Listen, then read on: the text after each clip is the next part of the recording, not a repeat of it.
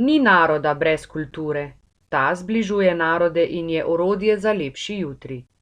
Na slovenski kulturni praznik sta predsednica republike in soprog na gradu Brdo priredila svečano kosilo v čast letošnjim Prešernovim nagrajencem.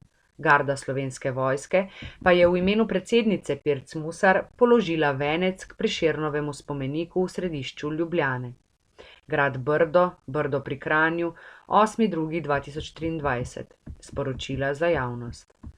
Predsednica Republike Slovenije Nataša Pirc Musar in soprog Aleš Musar sta danes na gradu Brdo priredila svečano kosilo v čast letošnjima Prešernovima nagrajencema Emi Kugler in Hermanu Gvardjančiču ter nagrajencem Prešernovega sklada Dušanu Jelinčiču, Dragu Ivanuši, Aleksandru Gadijevu, Nikolaju Beru, Matevžu Luzarju ter Roku Žnidaršiču, Jerneji Fišer Knap in Samu Mlakarju iz arhitekturnega ateljeja Medprostor.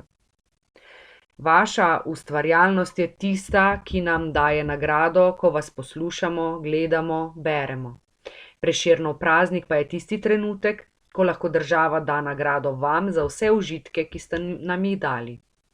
Predvsem pa so vaša dela z različnih kulturnih področij tista, ki nas bogatijo, nalepšajo dneve in nam hkrati dajejo razmislek, je v nagovoru dejala predsednica republike in čestitala letošnjim nagrajencem.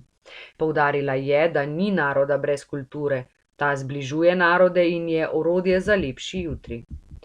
Dr. Jožef Muhvič, predsednik upravnega odbora Prešernovega sklada, je ob tej priložnosti dejal, da je umetnost zgostitev človekove potrebe, da intenzivno doživi svet v sebi in sebe v svetu.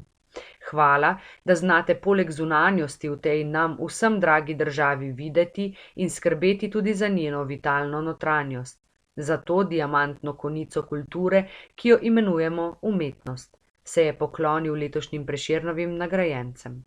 Dopoldan je garda Slovenske vojske v imenu predsednice Republike Slovenije položila venec k spomeniku Franceta Prešerna na Prešernovem trgu v Ljubljani.